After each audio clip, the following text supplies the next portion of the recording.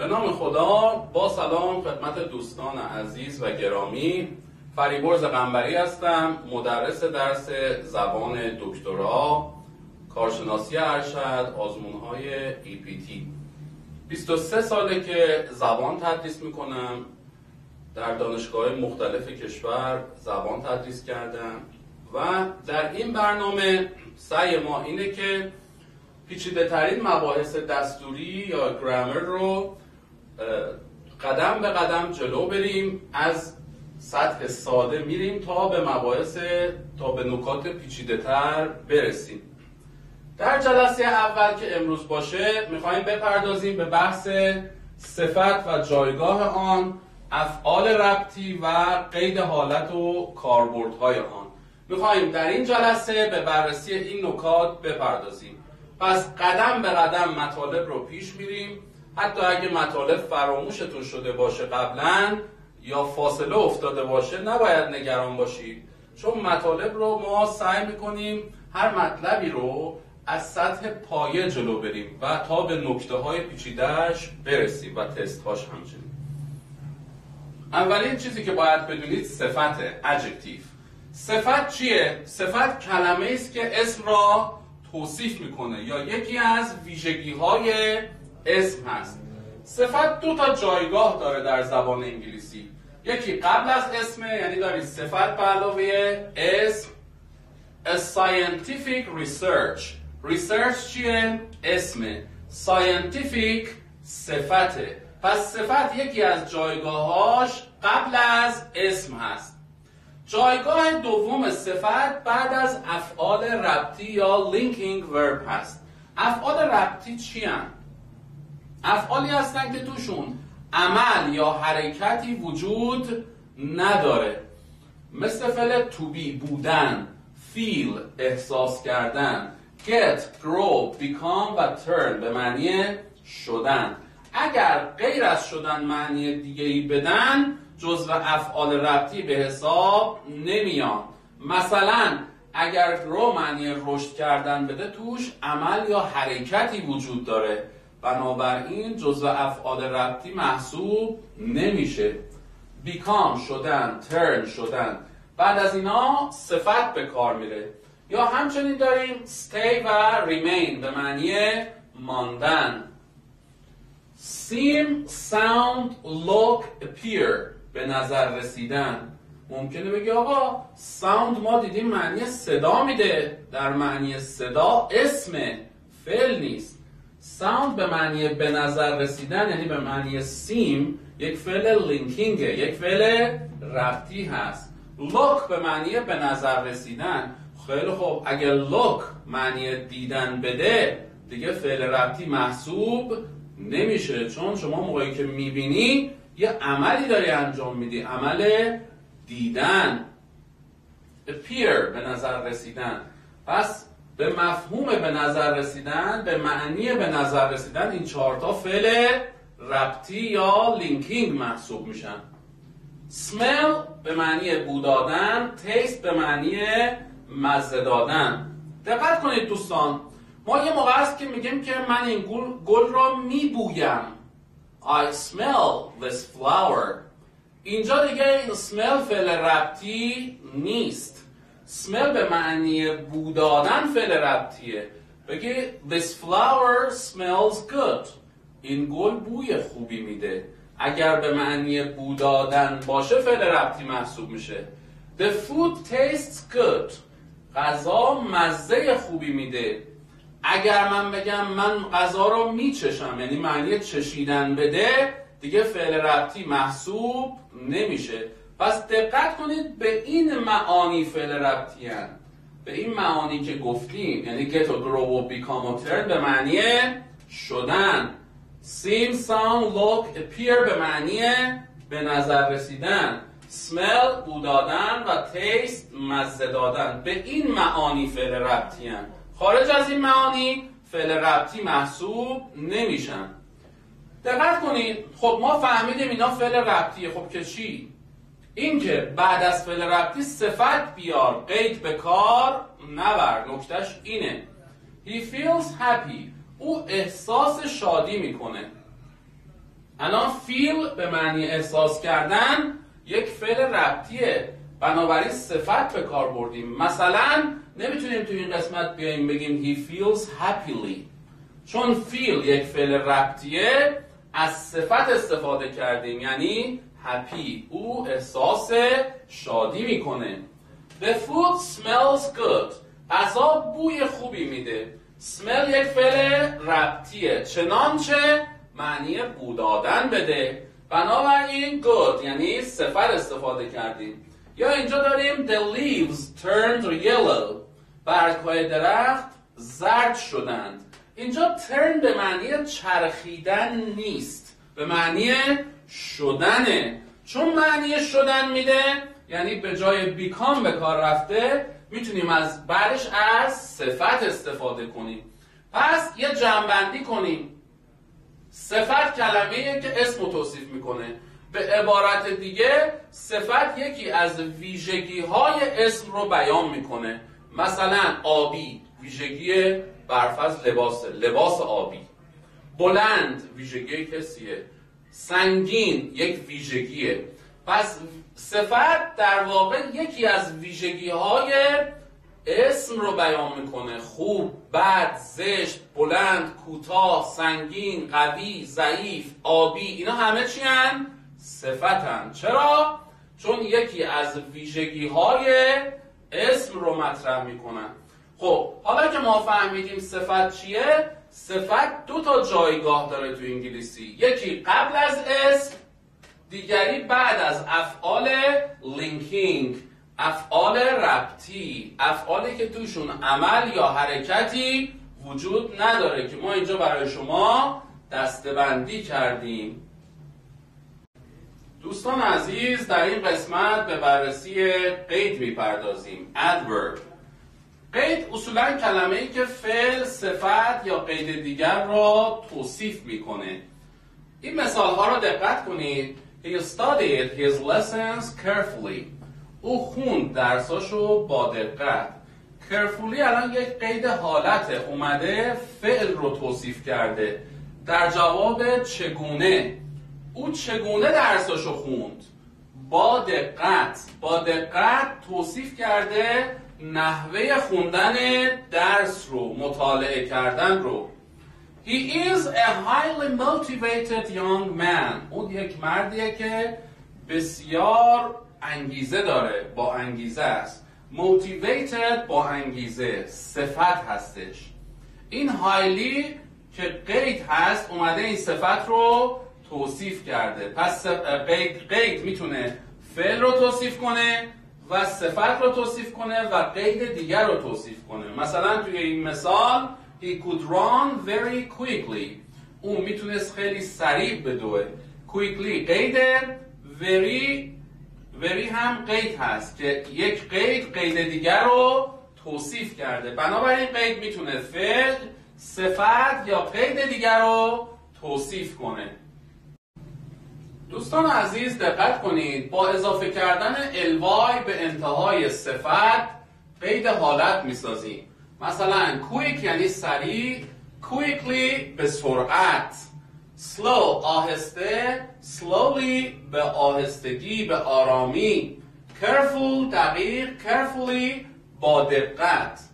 البته بالای 90% صفات با اضافه کردن الوای تبدیل به قید حالت میشن. استثناءاتی هم وجود داره که مهمتریناشو اینجا نوشتیم، باید به خاطر بسپریم. good صفته، قید حالتش میشه well. پس ما goodly تو انگلیسی نداریم.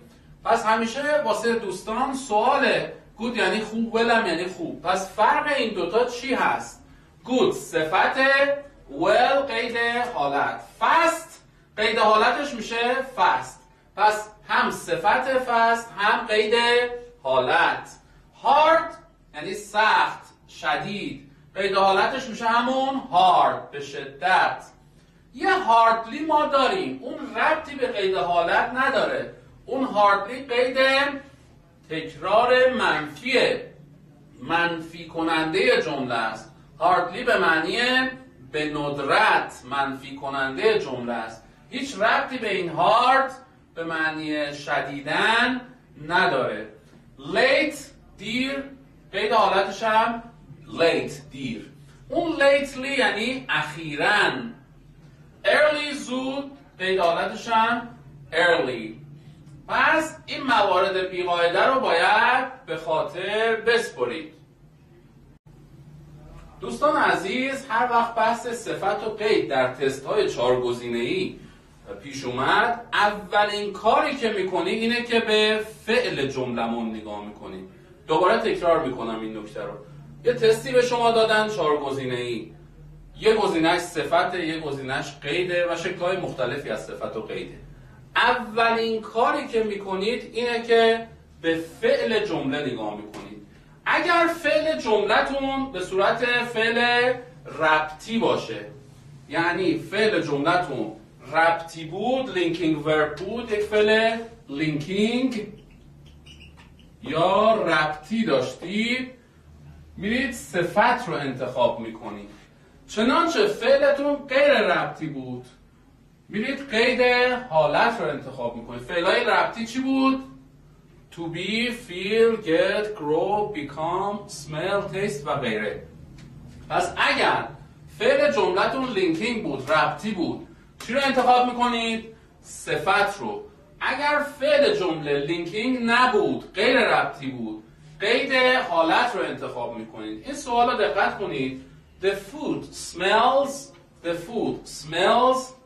خب smell الان یک فعل چیه؟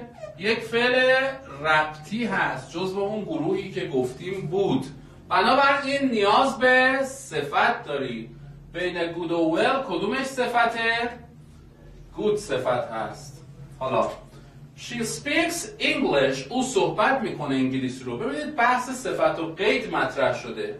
قرار شد در این گونه مواقع اولین کاری که میکنیم چی باشه؟ بریم فعلمون رو نگاه کنیم. فعل ما الان speak. سوال آیا speak ربطیه یا غیر ربطی؟ جزو اون گروه نبود. بنابراین معنیش اینه که speak یک فعل غیر ربطیه. یک فعل غیر ربطیه.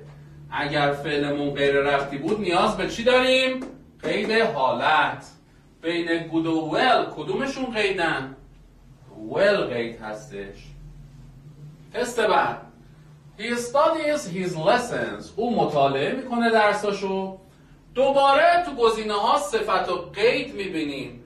اولین کاری که میکنیم چیه؟ میریم سراغ فعل جملمون. فعلمون الان ربطیه یا غیر ربطیه؟ study جزو اون گروه ربطیان نیست. to be و feel و get و grow و غیره نیست. بنابراین میگیم فعل ما یک فعل غیر ربطیه. نیاز به چی داریم؟ قید حالت. یعنی carefully. او مطالعه میکنه درسشو با دقت. از طرفی چه چیزی الان توصیف شده؟ فعلمون، عملمون. بنابراین نیاز به قید حالت داریم. قید حالت تو تعریفش گفتیم کلمه‌ایه که فعل جمله رو توصیف میکنه. منظور از فعل جمله یعنی عمل رو توصیف میکنه. عمل ما چیه؟ مطالعه کردنه. بنابراین نیاز به قید حالت داریم. carefully. یه نکته رو باید بدونید. وقتی صحبت حال و احوال پرسی و سلامتی یک شخص مطرحه، شما از well استفاده میکنید. دیگه کاری نداری که فعلت ربطی هست یا ربطی نیست. مثلا میگیم How are you? I am very well. من خیلی خوبم. ممکنه این سوال پیش بیاد آقا am طبق چیزی که گفتید فعل to be جزء افعال ربطی، باید بگیم good. چون حالا احوال پرسی و سلامت شخص مطرحه، به جای good از well استفاده میکنه. بگی I am very good من خوبم. اما بگی I am well یعنی حالم خوبه. I feel well حالم خوبه. پس مشخصه که اینجا سلامتی شخص مطرحه که ما well به کار بردیم. بنابراین به طور کلی بازم میگیم برای سلامت اشخاص حال و احوال پرسی از well استفاده میکنیم. دوستان عزیز در این قسمت به تست های صفت و قید دقت کنید. تست یک گفته which sentence is grammatically wrong؟ کدام جمله از نظر دستوری گرامری غلطه؟ یعنی 3 تا گزینه درست، 1 گزینه غلط. بررسی میکنیم. یکی My brother plays the piano well. برادرم پیانو رو خیلی خوب مینوازد. الان فعل جمله چیه؟ play. یک فعل غیر ربطیه، یعنی to be, feel, get, grow و غیره نیست. در صورتی که فعلمون غیر ربطی بود باید از چی استفاده میکردیم؟ قید حالت که اینجا well آورده. بنابراین جمله اول کاملا درسته با توجه به فعلمون. 2 رو بررسی میکنیم. You should order that book really soon. soon قیده. پس برای اینکه توصیفش کنیم قبلش نیاز به قید داریم. قیده که میتونه قید رو توصیف کنه. پس really soon. پس این هم کاملا درست هستش. It was an interesting designed museum. دیزاین الان صفت مفعولیه، یعنی طراحی شده، موزه طراحی شده.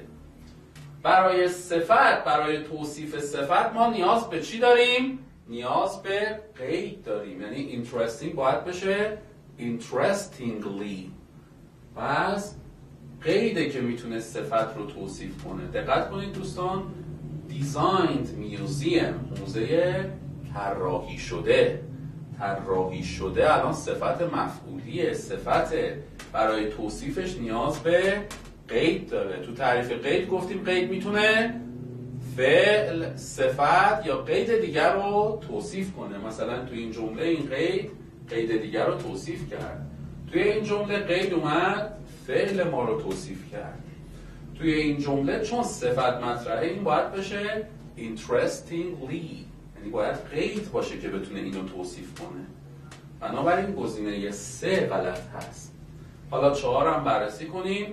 We worked hard. work یک فعل غیر ربطیه، نیاز به قید حالت داریم. hard هم صفت هم قید حالت، پس کاملا درسته. جوابمون گزینه 3 هست. تست بعد رو بررسی میکنیم. Which sentence is grammatically right؟ کدام جمله از نظر گرامری درست است؟ یعنی 3 تا گزینه غلطه، 2 تا گزینه درسته. He is an extreme pleasant person. pleasant صفته. قبلش نیاز به چی داریم؟ نیاز به قید داریم. پس این extreme باید بشه extremely pleasant person. گزینه 2 do it carefully. اون رو به دقت انجام بده. اینجا فعل امره. انجام بده اونو به دقت. if not perfectly. اگر هم که کامل نباشه. چون فعل ما غیر ربطیه نیاز به قید داریم برای توصیفش. یعنی قیدهای carefully و perfectly. پس گزینه 2 کاملا درسته. یعنی جوابمون میشه گزینه 2. حالا گزینه‌های دیگر هم بررسی میکنیم. He wrote his paper real well. well چیه؟ قیده. برای توصیف قید ما نیاز به قید داریم. در صورتی که real چیه؟ صفته. پس این real باید چی بشه؟ really. یعنی باید تبدیل به قید باشه که بتونه این قید رو توصیفش کنه. تست بعد رو دقت کنید. He worked hardly at the factory. work یک فعل غیر ربطیه، نیاز به قید داریم. منتها قید حالت. hard قید حالتش همون هارده، نه هاردلی.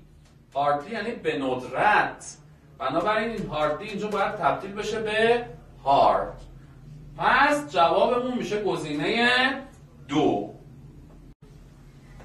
تست شماره 3. It was a planned operation. planned صفت مفعولیه، یعنی برنامه ریزی شده. operation عملیات. خب با توجه به اینکه صفته برای توصیفش ما نیاز به قید داریم. یعنی گزینه 2 cleverly. قیده که میتونه بیاد صفت ما رو توصیف کنه. تست 4 رو دقت کنید دوستان. The food my mother has made tastes. غذایی که مادرم درست کرده مزه میده. taste اینجا یک فعل ربطی یا لینکینگ هست. بنابراین نیاز به صفت داریم. از بین این 4 گزینه کدوم صفته؟ گزینه 2 صفت هست، یعنی good. تست بعد رو دقت کنید. Which choice is wrong؟ کدام گزینه غلط است؟ یعنی جمله‌ای به ما داده، زیر 4 کلمه خط کشیده. ما باید مشخص کنیم که کدوم گزینه از بین این 4 کلمه غلطه. This company is going to employ high educated people. این شرکت قرار استخدام کنه افرادی که سطح تحصیلاتشون بالاست، خیلی تحصیل کرده هستند. is going to که درسته، مشکلی نداره، آینده رو میرسونه. بعدش فعل ساده اومده، اینم درسته. اما نکته اینه educated یعنی تحصیل کرده، صفت مفعولی هست. برای توصیف صفت ما نیاز به چی داریم دوستان؟ نیاز به قید داریم. بنابراین این های باید تبدیل بشه به highly educated people. جوابمون گزینه 3 هستش. گزینه 3 هستش که غلطه.